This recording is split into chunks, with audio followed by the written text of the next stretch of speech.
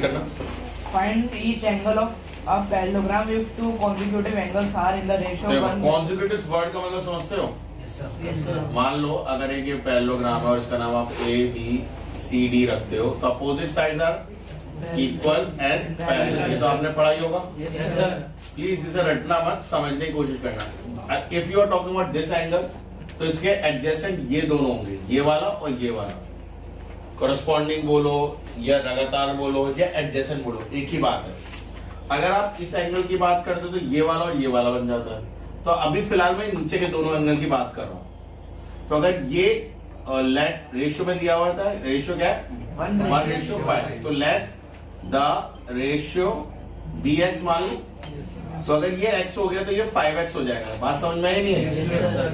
और opposite angle of parallelogram क्या होता है? इक्वल। तो अगर ये x है तो ये क्या होगा? ये 5x है तो ये क्या होगा? 5x। समझ में आई बात?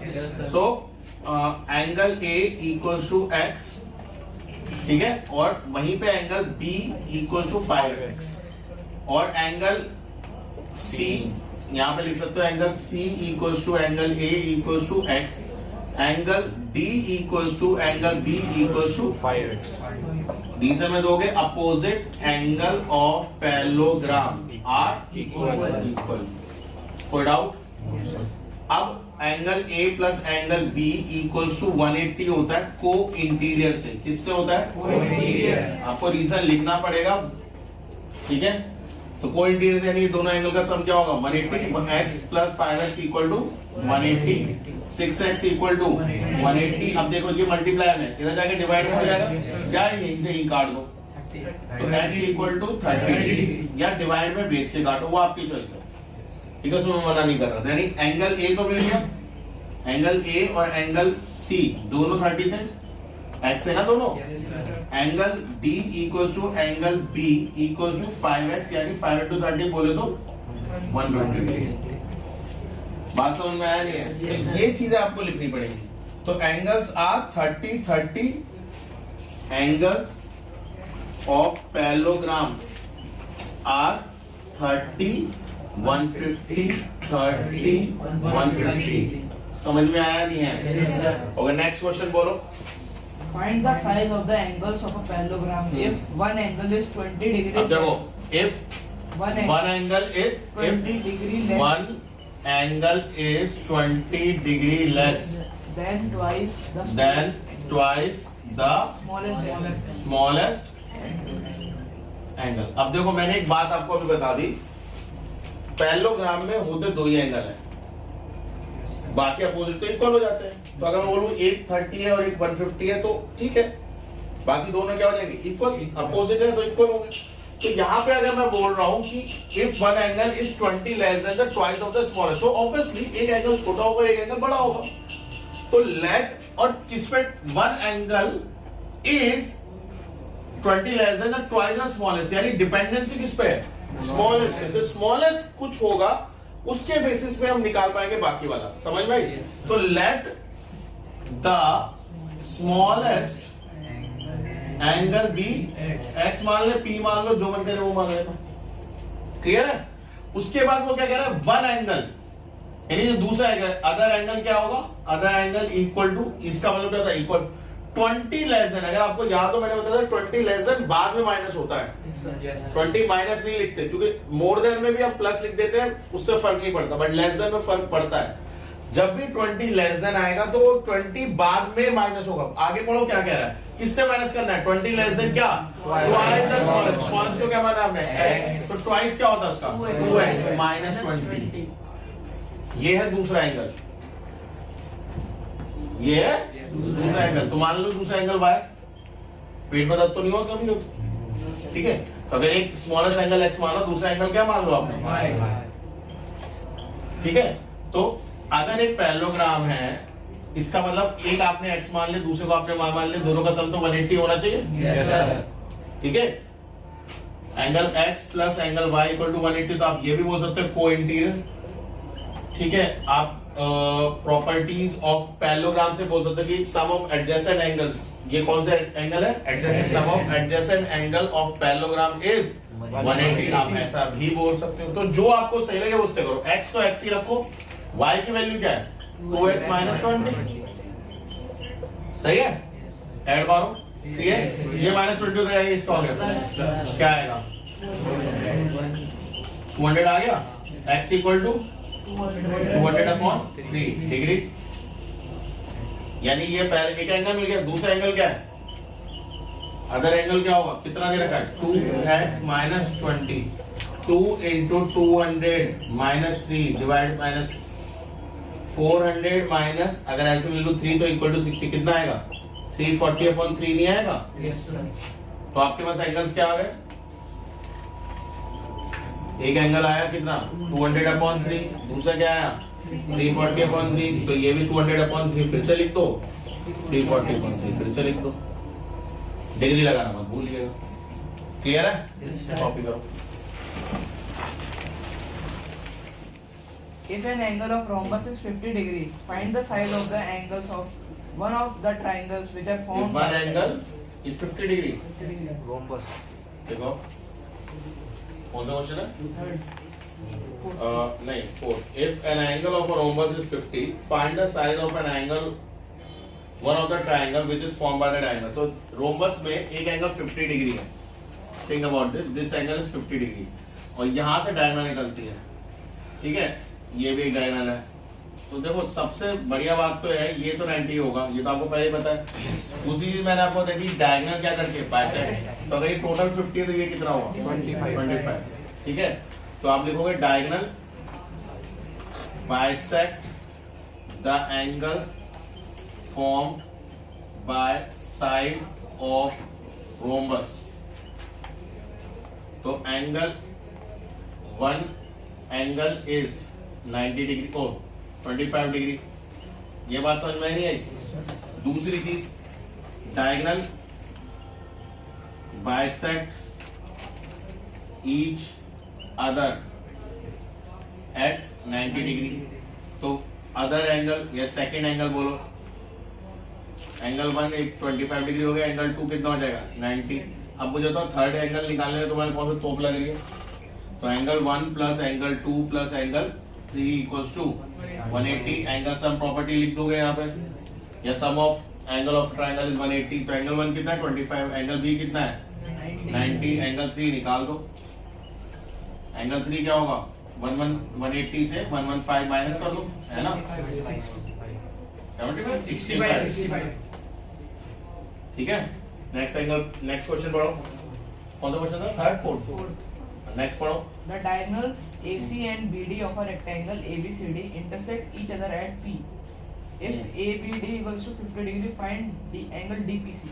देखो ना, ABCD is a rectangle, AC ABCD is a rectangle, तो ABCD is a rectangle and diagonal intersect, ये डायगोनल बना लो, they intersect at P if B A क्या है ABD, ये कितना है 50 डिग्री। फाइंड DPC, DPC ये एंगल। अब मैंने कल, अगर आपको याद हो, मैंने कल आपको एक चीज बताई थी, ये लाइन इसके साथ ये एंगल बना रही है, तो यहाँ भी ये एंगल कितना होगा 50 नहीं होगा, आपको याद है Yes, sir. कल ही मैंने बताया था ये चीज। तो ये 50 ये 50, तो ये क्या होगा, ऐड कर दो, माइनस कर लो 180 से, तो लिख सकते हैं if diagonal form 50 degree with length then other diagonal form 50 degree, वो भी तो 50 डिग्री बनाएगा। अगर एक डायगोनल 50 बना रही है तो दूसरी डायगोनल क्या बनाएगी 50। तो एंगल इसको मान लो 50 प्लस 50 प्लस इसको x मान लो, तो x इक्वल टू 180 होगा, वही एंगल सम प्रॉपर्टी। तो x इक्वल टू 180 माइनस कितना हो जाएगा 50, 50 कितना होता है 100, तो x की वैल्यू कितनी है, ठीक है। और x और DPC क्या है, वर्टिकल अपोजिट, तो DPC इक्वल्स टू क्या लिख दोगे x, और रीजन क्या दोगे, DPC की वैल्यू क्या है, क्लियर है, कर लोगे, वो लास्ट टाइम नहीं लिखा, 6 पढ़ो, 6 क्वेश्चन क्या कह रहा है? If an angle of a parallelogram is 2/3 its adjacent angle, find the angle. If an angle of a parallelogram is 2/3 of its adjacent angle, तो मान लो एक एंगल x है, एक एंगल y है। y जो है वो 2/3 है x का। एडजेसेंट एंगल बोले थे ना मैंने, कहा वो आजू बाजू वाले एडजेसेंट भी बोलते हैं। तो एक x है, एक y है। अरे यार लेट लिख देना ना आगे, let the two adjacent angle is x and y। One angle यानी y इज 2/3 ऑफ x, तो x प्लस y कितना होगा? 180। अभी तो बताया था, x को x ही रखो, y को क्या रखो? 2/3 ऑफ x। एलसीएम लेनी आती है? 3 यहाँ मल्टीप्लाई करो, 3x plus 2x equal to, भैया यहाँ पे 1 मानोगे, 1 और 3 कैंसिल क्या थे? 3। 1 के टेबल 3 का बनता है 3 times, 3 into x 3x। LCM लेनी आती है बेसिक चीज। कितना आएगा? 5x upon 3 equals to 180, x equal to 180 into 3 divided by 5। 5 × 5 5 3 36, ये आएगा ना? 36 इंटू 3 बताओ फटाफट कितना? 108। तो 108 एक हो गया, और y कितना आ जाएगा? 72। करके देख लो, आना भी चाहिए। अबे x को उठा के यहाँ डाल दो ना, आएगा ना? ये आएगा 36 आएगा। 36 2 कितना होता है? 72। तो अगर एक हो गया 108, अगला क्या हुआ? 72, फिर अगला क्या हुआ? 108, फिर अगला क्या हुआ? 72। बस, और बताओ, नेक्स्ट पढ़ो। फिगर है, 1 मिनट।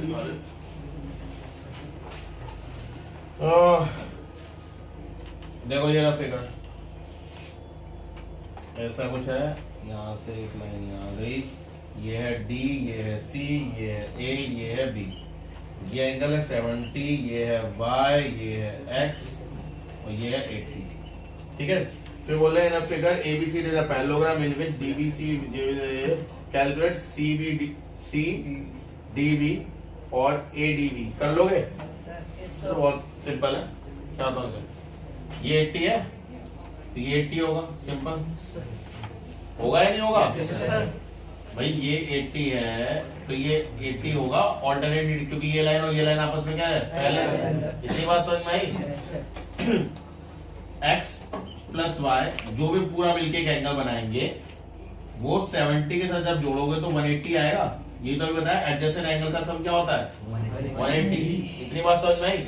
तो x यहां से तुम y की वैल्यू तो ऑलरेडी निकाल चुके हो, कितनी? 80 और 70 कितने होते हैं? 150। उसे भेज दो तो कितना हो जाएगा? 180 माइनस 150 कितना होगा? आ गया, करो। ओके, क्वेश्चन नंबर 8 देखो क्या क्या है। वो कह रहे हैं calculate the side of rhombus if the diagonal are 18 and 24 centimetre. तो देखो मान लो ये रोम्बस है, तो रोम्बस की एक अच्छी बात क्या होती है कि डायगोनल बाइसेक्ट करती है और 90 डिग्री में बाइसेक्ट करती है। तो अगर D1 कितनी दे रखी है? 18 सेंटीमीटर, और D2 कितनी दे रखी है? 24 सेंटीमीटर। तो आप बोल सकते हो in rhombus diagonal bisect each other at 90 degree. तो ये 90 डिग्री हो गए, ये 9 मान लो। अगर ये 9, ठीक है यार 24 मान रहे हो तो ये 12 मान लो, ये 9 हो जाएगी। 18 का हाफ क्या होता है? 9। D1/2 कितना होगा? 9 और D2/2 कितना होगा? 12। क्लियर है? अब एक 9 एक 12, ये यही तो है साइड आपकी। साइड को मानो A, तो A² equals to 9² plus 12² bracket में वहां पाइथागोरस लिख लेना। तो A² कितना आएगा? 81, और ये कितना होता है? 144। कितना आएगा? A की वैल्यू √225 यानी 15। क्लियर है? ओके, 9 देखो, the side of rhombus is 5।